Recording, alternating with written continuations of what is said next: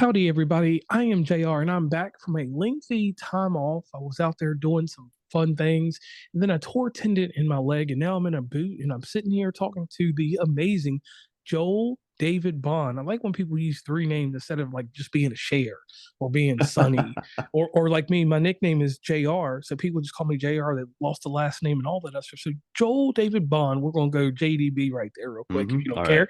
Um, we want to know who you are because that's a nostalgia question. And then after that, tell us a fun fact about you that no one knows.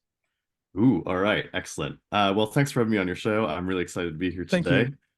And so I am an international traveler, speaker, writer, educator, and I help people navigate cross-cultural systems with purpose and intent. So my main goal really is to help people connect with others on a deep level, and to go across cultures and to see how they can really move and work in this world. An interesting fact about me that a lot of people don't know is in my younger years, I was a professional magician. And Whoa. I did shows for kids' birthday parties and scout troops and church socials. And I was a paid up member of the International Brotherhood of Magicians. So that's many, many moons ago. That's about 20 Joels ago, but it is a part of my past that a lot of people didn't know about me. Okay, okay. Now we're going to dive in here real quick, and like like to tell everybody, I would like to definitely thank my co-host Stacy. She goes back in and she does all the extra research and does everything to help me along with these questions. So let's start here. Your journey has taken you from farm work in Italian vineyards to being a London-based flight attendant and working in Iraq. Is that Yes. correct? So Yes. can you share some highlights or memorable experiences from your diverse career path? And the reason I ask you that is because this is what I like in podcasting, an amazing story like this, because I can tell you stories about traveling across Appalachia and all that other stuff, but I don't have that international prowess, and you got that. That's one thing that I will say to you when we were going over your information. I was like, yeah, we got to get this guy international travel. I said, and you traveled in a period of time when there's a little unrest going on in all these places. So that's That another is reason true. too. Yeah. So I want to definitely say thank you for that. And I'm glad that whatever religious entity you believe in brought you around or whatever modalities kept you alive. So go ahead. I'm very grateful to be in the position that I have. I've had a very incredible life, and I sometimes take that for granted. It's easy when you sort of live in that space, sort of you sort of see your own life, and you're like, oh, this is just my normal every day. Until you get that third party perspective, and you realize, oh wait, this is not normal. And so I think it's kind of nice to have a question like this come at you because it's like, oh wow, I have done some pretty amazing things. My career as a flight attendant for several years with British Airways really is kind of a blip on the radar, to be honest, in terms of my general career path. But it does stand out to me as something that's been one of the most remarkable, and just that it got me on all inhabited continents and with some amazing experiences from giraffe watching in Kenya to climbing Sydney Harbour Bridge to Whoa. Carnival in Rio de Janeiro. So I've been able to do some pretty amazing things just by merit of being able to go these places. But honestly, the highlight of my recent career path has been 7 years of living in Iraq, particularly the Kurdistan region in the north, and being there to really help rebuild a broken education system post-conflict. Okay. And that was going to be my next question. I was going to ask you, how did you like contributing to help that gap between elite students and the marginalized refugee communities through service learning? How did that impact you, and how did you impact them?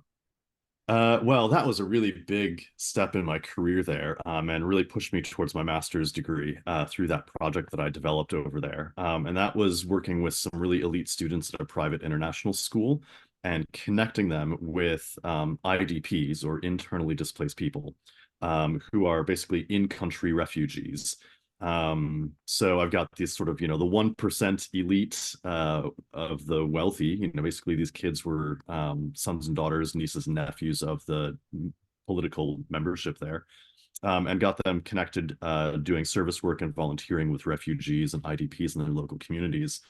And what we really found from that project is that it really promoted a lot of self-reflection and really got students to engage with themselves more, to sort of be self-reflective and understand more about their place in society and what they could do to contribute. And that really helps, not only the school, but it helped me professionally as well to see how I could really get people connected across the globe and across social divides. So really fantastic program. I'm really proud of that. Okay. And I thank you for doing that and helping those people out, because people don't understand this about education. Once you provide someone with education, you give them the foundation and the groundwork, and the groundwork from there could lead to you making the next international president somewhere, or not making, but helping, aiding someone and going further than what they would have done. Now, what inspired you to write As Large as Your Spirit, a reverse refugee memoir? And what themes or messages do you explore in this book? And how can people find this book? Yeah, so first off, it is available on Amazon. And also you can find it through my website. It's As Large as Your Spirit, joeldavidbond.com. You can find it there. And the inspiration for it really was my pandemic experience. In early March of 2020, decided to take spring break from my job in Iraq and go to someplace slightly off grid. And so I found a kind of off the beaten path island, Greek island, that I wanted to go to and take a week to just kind of decompress.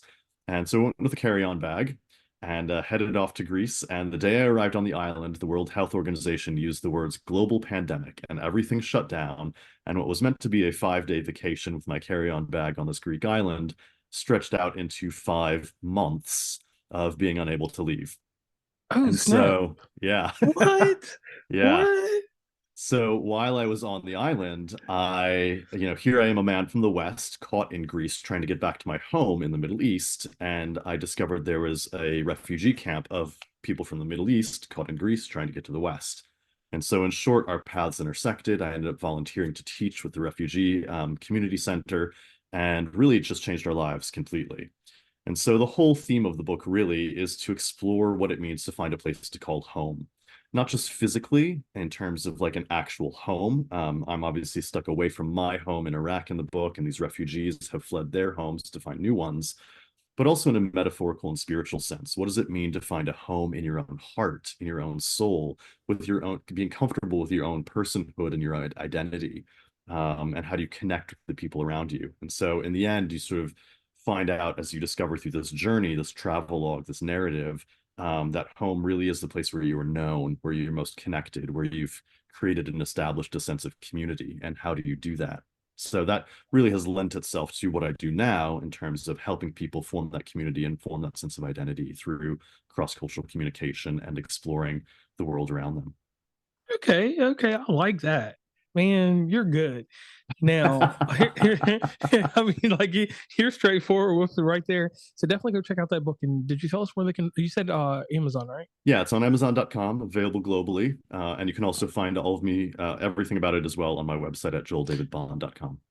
And one thing he forgot, and one thing that a lot of authors forget to tell you, is if you go to your state capital in the United States and you ask for the book at the whatever state, whatever capital library you have in your state, that will start a path for every county in that state to have your book.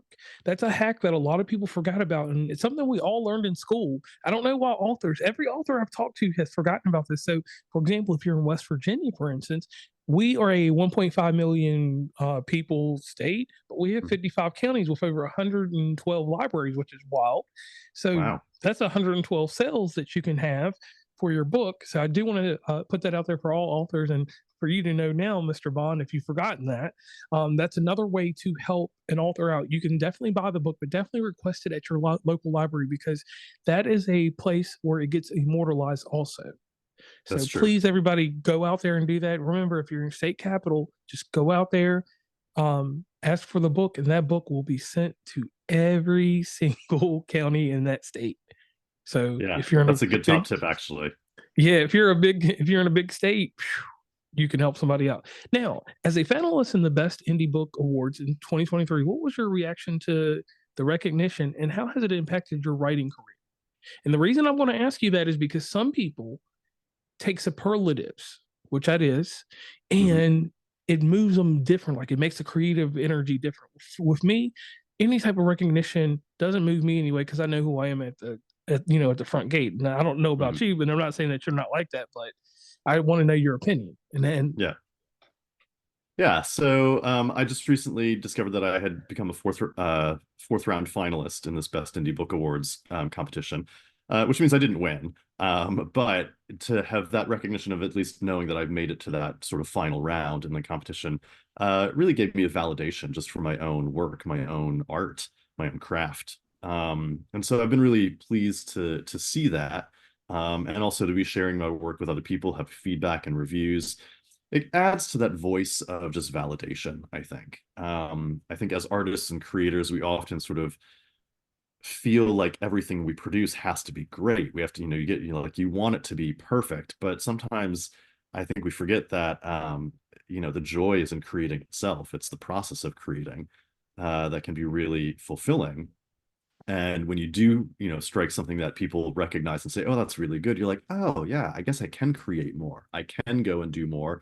And that even if the next thing I do isn't the greatest, I'm still creating and enjoying that process. And that you can build on your previous successes as well. So you take what's been good and improve and keep moving with it. So it's been nice to have that recognition. I'm not going to let it go to my head. After all, I didn't win the whole competition.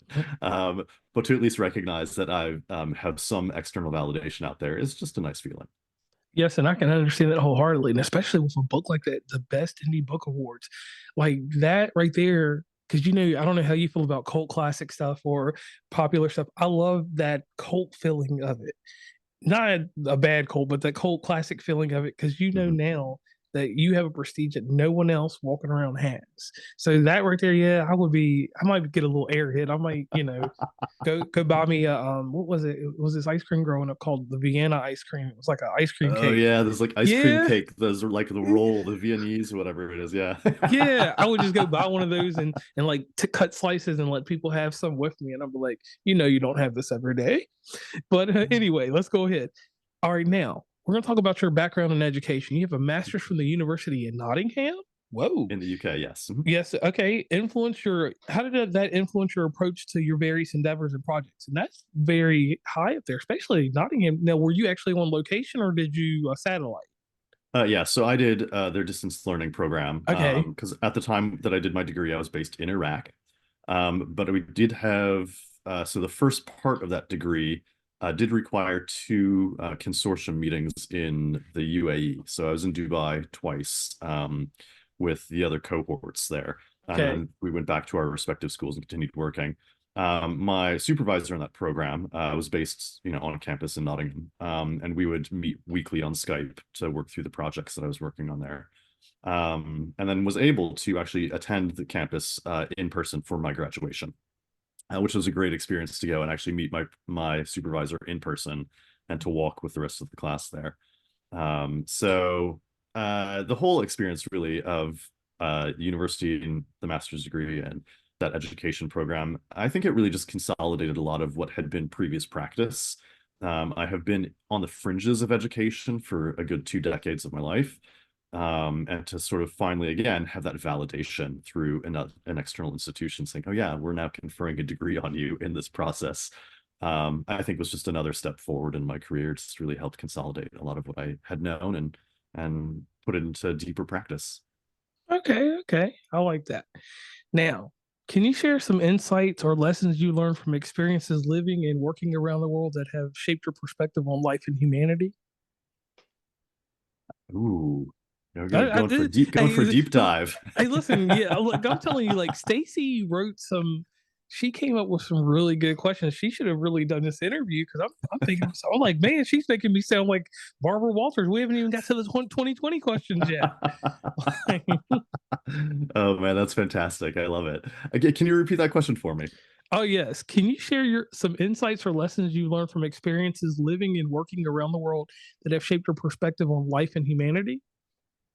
Ooh, I think I mean the words life and humanity sort of jump out at me from that. And I think it's my connection with refugees and IDPs that's really um been influential in how I work in the world now.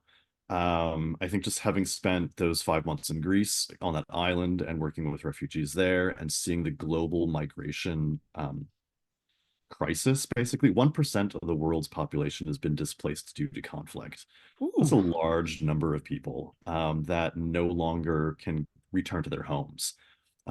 They've left for whatever reasons, economic or political or personal, and have gone to move somewhere else and can't return to their home country. Um, they're seeking asylum someplace else. And I think that really has given me a great degree of empathy in my work for just people around the world. What can we do to help stem that flow of migration so that people don't feel the need to leave? I think it's great that we have refugee services and help people resettle, and I think that will always be necessary. But I think we also need to be looking as a society as to what can we do, what can we offer in the world to really help stabilize some of these situations in the world, so that people don't feel compelled to have to flee all the time. And so that was part of my influence for working with these students in Iraq. Is these were going to be the next leaders of the country. So what can I do to help them become better future leaders? solid. Now, I'm 38 years old now. This is just a cut to the segment I always do on this show.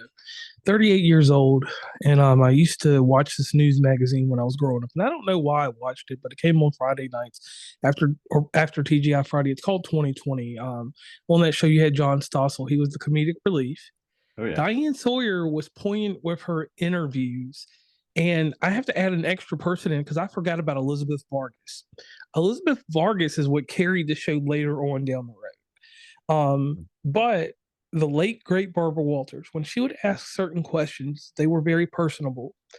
And what she would do if it was a really good interview, the news station would let her go on until 11:05. If she was doing something that, and I'm just going to just throw it out there, if she was doing something that was trash ass, dumpster juice, they cut her off at 11 o'clock. Sometimes she had some stories that weren't that great, like we Mhm. all do. So I got to tell you this, Joel David Bond, are you ready to be on the hot seat and do these 2020 questions? All right, fire 'em at me. Let's see. All right, here's the first one. What challenges have you encountered over your journey or along your journey, however you want to say it, and how have you overcome them? Because I know you've had some challenges. It could be anything, even language barrier. Mhm. Yeah. Ooh, challenges that I've had to overcome. Well, I mean, clearly the one of the biggest ones is being stuck on this Greek island. That's why I wrote the whole book about it. And overcoming that barrier, but the challenge basically of what do you do with 5 months of your life unable to return to your home with just a carry-on bag of clothing, and dwindling finances. And I think for me, the resilience that I built over that time was how I overcame that through some self-reflection and meditation, regular exercise, and then giving back to the community in some way, shape, or form, throwing myself into almost in a sense deeper debt and deeper, you know, pile of shit really to, Right. Oh, you can say it, man. You can say the word. You can get it out I, there. I don't know what your audience is here, so Oh, we'll yeah, keep well, it listen, PG. everybody, you speak freely on here. If you want to say So, shit, say shit. all right. Well, I had some deep shit when I was stuck in Greece, and and I think just being able to press into that actually and sort of embrace the muck and the mire and find your way through it on the other end.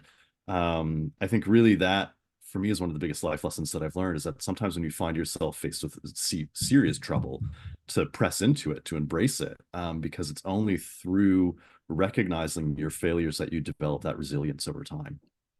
Okay. And I appreciate that. Man, that was strong right there. Now, ooh, in what ways do you see your work contributing to positive change, social change, locally and globally? Hmm. I really think that what I'm trying to do is to help people develop more empathy. I think we live in a world now where social media has isolated us so much. We stare at our screens with, 7, 8 hours a day, more in some cases. And I think what we've created in some sense, whether willingly or unwillingly, is a very isolated, individualist society, particularly in the West. And I think my cross-cultural experiences, being in places that were less individualistic and more communal in society, more connected, has really shown me that there can be an alternative, that there are ways that we can seek to connect, that we can seek to connect with each other on a deeper level. And that often requires some intention and some purpose. But we can have much more meaningful lives if we do that. So I think part of what I'm really trying to do here is just to create that deeper level of empathy. Okay, and now my Barbara Walters question. This is the final one. And this is where it gets deep. Let me let the camera move a little bit. The camera didn't move this time. Normally it moves. But anyway, so here it goes.